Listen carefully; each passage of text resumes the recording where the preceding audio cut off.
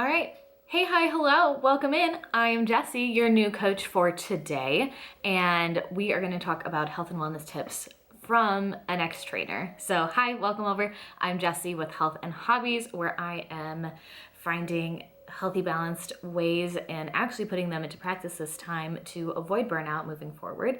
And I'm here to share that with you because my approach to health and wellness is going to be a little bit different than what everyone else is sharing, and that's going to be in my health and wellness tips as well. I saw that was a topic actually on YouTube and Pinterest, was looking for those tips from a professional. I am not a professional in any kind of way, sense, or form like that, but as a fitness instructor, as somebody that all of my clients came to with questions and really kind of connected with, I wanted to put my 2 cents in for this because, again, I feel like I approach this in a much more holistic way without being like all butterflies and fluff, because I still listen to metal music and like lifting heavy weights and kind of look like it, even though I'm extra fluffy. But it's about long-term success and long-term life goals with this, because you're not just being healthy now, you're being healthy later, but I'm diving into much of that. So I just wanted to go over a couple tips, and the tips that I decided to go with are basically just the 3 things that I said all the time when I was coaching, no matter what I was doing. When I was starting out early at like 21, 22, doing group fitness coaching, because the gym that I was working at, one of their trainers left and they had classes that needed to be filled and coached. And I was like, I guess I can figure it out. There's a bunch of different things here, but I can do it. And then just continued to find new group coaching options, and I'm good with people. I can train them. I can vocalize and bring the energy, and I can do it. So here are the things that I said all the time. I said, the less you think about it, the more it makes sense. Stay out of your head. Don't forget to breathe. And I wanted to break those down because those are honestly my 3 biggest tips that I have to remind myself of all the time as well. But that honestly, it was just, I said it all the time, and when somebody else had a question, whether it was related to fitness, to food, weight loss, balance, stability, career focus, like all of it relates to it. And again, I still have to remind myself of this too. So this is a good example, but the less you think about it, the more it makes sense. This, I would say all the time, because I have worked with in classes where we would do like a specific routine. I have done boxing, kickboxing. I have done where like there was maybe like 2 or 3 movements if you were doing like a squat to curl to press and coming back down. Like sometimes you're just not that coordinated and it's very hard to do. So the less you think about it, the more it makes sense, is going off of, you've learned the basics, you have a good understanding of how like it all flows together, but you're in your head on how to make it work. Another example is when I started at the bakery, I'm not actually like baking anything, I'm just rolling the dough and like maybe putting it in the oven. There's certain ways of going about rolling and forming some of the dough, and my brain just could not get it. And some of that is just getting used to it, because it's like a different thing than I'd ever done before. And some of it too is just like overthinking it. And that's where the less you think about it, the more it makes sense comes in. And it is about repetition and getting the hang of it. And then one day it'll just click, which is what happened with me as far as like dough went, but also with fitness. Because sometimes, again, you are overthinking it. You're trying to make it work and trying to understand it, but there's outside factors. Sometimes you're just not coordinated and it gets a little confusing. So once you've got the basics down, and the basics I mean is like, you're not going to do something like pivot quickly to snap your spine or something like that. Like you're not going to do anything that's going to hurt you, but you're just like a little clumsy or a little hesitant, or just going full force and not like reeling it in to really get like the steps down. So the less you think about it, the more it makes sense, is getting you out of your head of trying to think of every little thing or like completely bypass it. It's understanding what you have been doing, getting a feeling how your body is with it, and then moving forward and like just doing the repetitions, and then it will just click. Sometimes it takes a couple tries, sometimes you get it right away, sometimes it takes a full-on month to really get it in, but you need to get those repetitions going. And it's not just completely ignoring everything else, it is just trusting yourself and how you go about that certain movement or routine or process or whatever. It's trusting it, going through it, and letting it happen. So the less you think about it, the more it makes sense in many, many things. Because it can also be like career or business related, is you're trying to do every little thing perfect, and sometimes you just need to take messy action. You're not going to hurt yourself in any kind of way. You have the basics down. You have yourself covered to where you're not going to put yourself in like financial ruin or anything like that. But you just need to take action. Get some yeses, get some nos, get some maybes, get some this isn't going to work out, and continue to move forward with it. It's not a life or death situation, and I feel like we've gotten to a lot, I'm speaking to myself too, we've gotten to a point where we are just too afraid to act anymore and to make those messy mistakes. But we can't all be experts right away. We have to go through that process in order to get to the point where you're seeking expert opinions. They weren't always experts. They're still learning things. Some of the stuff that they say today, they might change tomorrow based on new information that they've gotten or based on their own personal experience. So that's my 2 cents on that. The other one, which is quite related, is stay out of your head.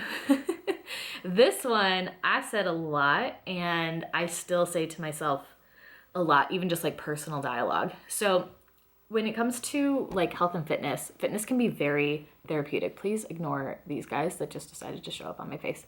But fitness can be very therapeutic. And with it also being therapeutic, there's going to be some heavy emotions coming in. Now, this is where the third one will come in handy as well. But I have had all of my panic attacks, all my bad panic attacks at the gym.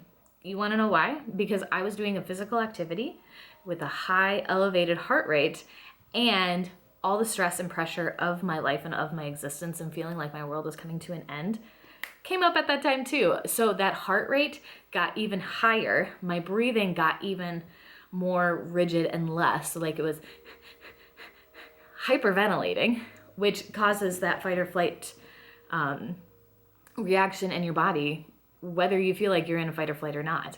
It just automatically kicks in because that's how your body responds. It doesn't know what's going on. It doesn't fully understand that you're not actually in trouble, but everything is just meshing together perfectly to cause awful, awful experience.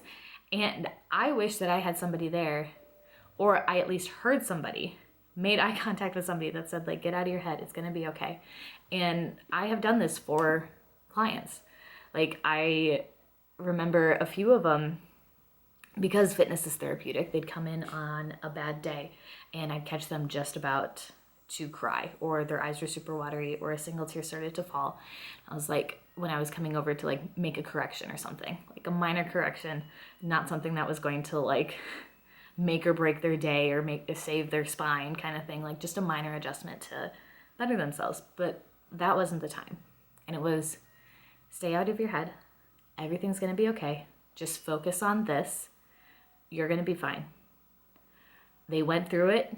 Maybe they cried. Maybe they just got lost in the moment, but they stayed out of their head and really focused and avoided that panic attack, avoided that negative experience. And then afterwards they're like, I feel a lot better, but they let out the tears, or like it's still not great, but like it's better than it was before. So stay out of your head is really just, again, everything is going to be figured out. Nothing is like completely hopeless, even in the most hopeless situations. Like how you feel and react and respond, and your mental talk and your emotions and just everything in your body can make or break the situation in a good or bad way. So the more control you have, just ignore this. No! I had some music on in the background. Now you can hear it. Ugh. Okay, I think it's gonna be fine. Yeah, we're going back. Okay, anyways. So it's just a reminder to come back to yourself and to trust your body. So even if you're learning something new, even if you're not like perfect at it, your body still like knows how it wants to move. Even if it needs like a correction or something, it it knows what it needs. It knows what it wants. It knows what is good and not good. And sometimes that's like right away, and sometimes that's needing to experience it in order to decide if it is a good or bad thing for you. Neither one is better or worse, but allowing yourself and reminding yourself to stay out of your head when you are trying to learn something new or do something new is going to make that process so much easier for you, so much better, because it is going to bring you back to your body so you can focus on that and bettering yourself rather than what's going on up here. And if stuff is going on up here and maybe you're not like in a fitness class, so you're not like preoccupied, write things down. That's just going to be my other little like tidbit is if you've got things spiraling in your head and nothing seems to be working, everything is like out of control, you're unhappy, the world is falling apart, write it down.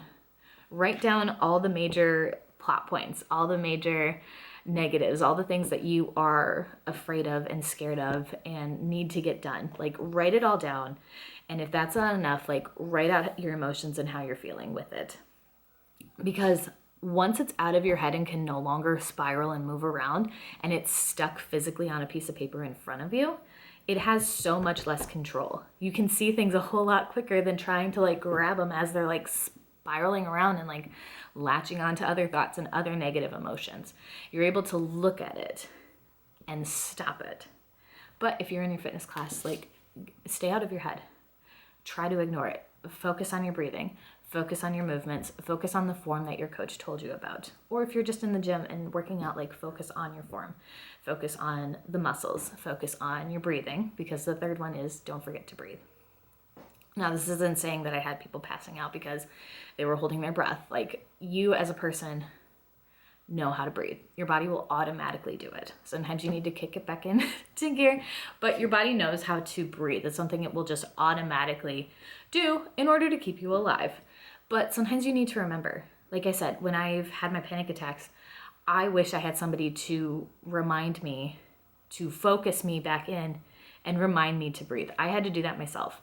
Afterwards, when I was sitting in a corner trying to not sound like I'm wheezing and dying, and just out of embarrassment too, because like you don't want to be doing that.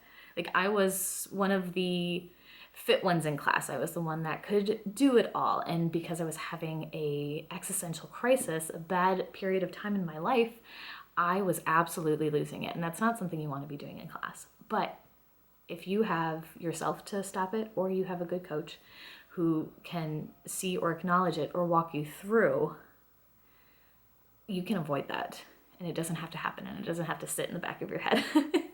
I'm over it now, but it's still something good to like bring up and remind you, like it can and it does happen. So the less you think about it, the more it makes sense. The more you stay it out of your head, the better it's going to be. And the more you focus on breathing, the safer you're going to be and the easier it's going to be, whether you're in the gym or just life in general. And the 5-5-7 breath has really helped me a lot in calming down, because our body will go into fight or flight, and that's usually from elevated heart rate and like high breathing. And I remember from when I took voice lessons, my teacher always said to like breathe from your stomach so it like goes down, because a lot of us just breathe from like our chest and shoulders and it keeps it high. But if you're able to breathe down into your stomach and just have that visual, because like you're not breathing into your stomach, but like your lungs are filling up, your diaphragm is expanding, and it's just filling up more space in your trunk, in your core, in this body.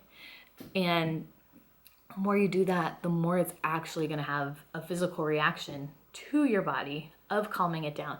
If you are nervous, if you are at a high elevation of stress. So, and you can do like a version of this in your fitness class, and sometimes it is going to force you to slow down and not go as intense as you would normally, but that's okay too. Oh no, my computer turned off.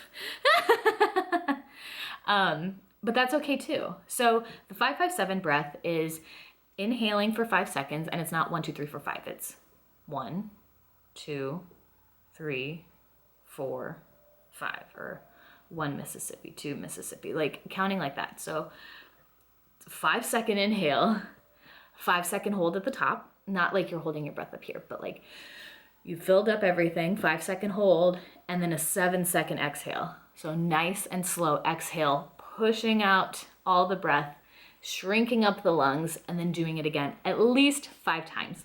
5 times is the sweet spot that I found for calming yourself down. And I've done this at work. I've done this like before I would coach sometimes if I was stressed about the new routine that I was coming up, trying to remember everything.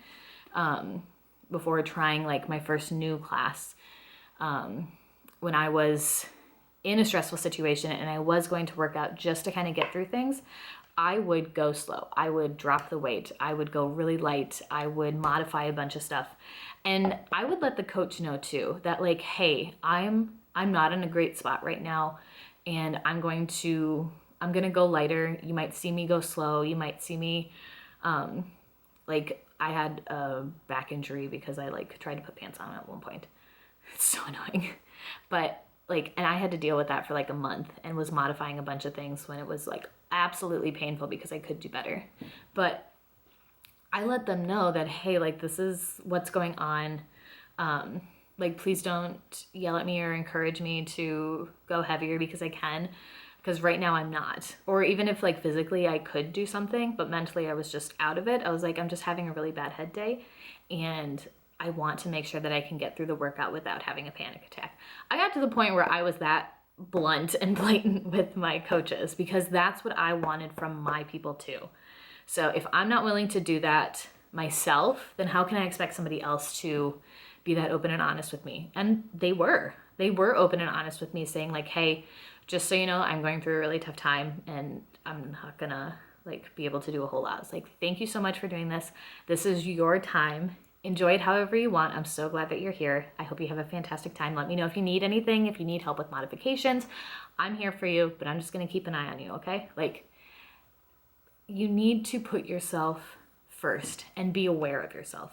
It's not always going to be about pushing yourself as hard as you can, finding the best workout for weight loss, which I did write a blog post on, or you can see my last week's video. Finding the best workout for weight loss, finding the best diet for you, trying the newest and latest diet because the aesthetic girl you follow on Instagram is starting to do that, or all the fitness bros are starting to do that, and you feel like you're falling behind because nothing is working. If you are looking for a lifelong healthy life, you need to be open to it not being perfect, needing to change as chapters change, needing to be flexible when difficult situations come up or exciting situations come up and you're just unable to do things. You do not have to worry about, and this is something I wish someone told me, you do not have to worry about being able to say, I've been doing this for 20 years. And you can too. There's no excuse. I would love to say that I have been training for 15 years, which I have. But has it been 15 straight years? Absolutely not. I've taken months off. I'm pretty sure I've taken like a year off as well. I've not been consistent with bodybuilding. I've done CrossFit. I've done excess. I've done boot camps. I've done fitness classes. I've done one-on-one. I've done on my own. I've done just walks. I've tried running and I'm still trying to run. I've done it all. Not all of it. I've done most things. And it has not been like a commitment the whole way. And I thought I needed that. I thought I needed a commitment in order to be successful, in order to get the body of my dreams. But what I got instead was burnout, excess stress and fear, and the inability to lose weight because my body is under constant stress and not sleeping and all of that stuff. Life happens. Things come up, and you need to learn to be flexible with it in order to create the lifelong healthy life that you are wanting. And sometimes you just need to stop and breathe, okay? Don't forget to breathe. Because in those stressful situations, in those times when you are unsure or scared or just lost in the moment, breath can bring you back. So they all build off of each other. The less you think about it, the more it makes sense. Get out of your head and don't forget to breathe. It's all gonna work out. You came here, you're trying to learn and looking for more ways to create a healthy life. to create one that is sustainable and long lasting, because you have goals that are past your 25 years of age. And that was something that I had to struggle with because I didn't see life after 25. I had to have it all together and then I'd figure it out after that. And when I didn't have it all together and my life was actually falling apart at that point, I had no idea what I was doing. So now at 31, I'm learning to enjoy my health again. I'm learning to create balance and have hobbies. And right now, hobbies is just like trying to read and like take time off. Because I used to say my favorite pastime was sitting. Like, I didn't know how to relax. I didn't know how to calm myself down. I didn't know how to take care of myself. So I just sat, and I rarely sat, and I didn't feel good about sitting because I didn't earn it. It's not about earning your life. It's about allowing yourself to enjoy the life that you've been given, because this is the one that you've been given on this earth, in the body, this meat sack that you've been given. So it's time to make the most of it. Whether you like it or not, this is your life. And you unfortunately can't get a redo, as much as I thought I wanted one to. This is where we're at. And you can decide to change at any point in time. Because if you can take inspiration from the 80-year-old that just decided to get their life together and become healthy, then you can do it now where you're at. Whether it's 20, 30, 40, 50, 60, 70, 80, or even 90. It's all possible. Or you're 15 and just found out about fitness and want to get into it more so you can have a good sports season in high school, then do that. Do it for that. So you can be a better version of yourself and enjoy it. Not because you have to lose weight in order to look like everybody else and fit into a size small t-shirt. That's where I was at too. Because the less you think about it, the more it makes sense. Gotta stay out of your head to make it work. And don't forget to breathe. So thank you so much for tuning in. Feel free to subscribe if this is something you would like to see more of. I am on Pinterest, that is my main thing, to share my blog, which is healthandhobbies.com. And I'll be on here. Maybe on Instagram too. I'm still trying to figure that out. But that's all. So those are my health and wellness tips as an ex-trainer. Maybe I will do some more in the future. I do have a PDF of like 20 plus of my favorite workouts I did in my classes. So if you want some ideas and you've got like a studio style gym or things that you can kind of piece together, I'd check it out. It's $5. So that'll be linked on my website as well. But thank you so much for tuning in. Feel free to subscribe, and I hope you have a fantastic day. Bye.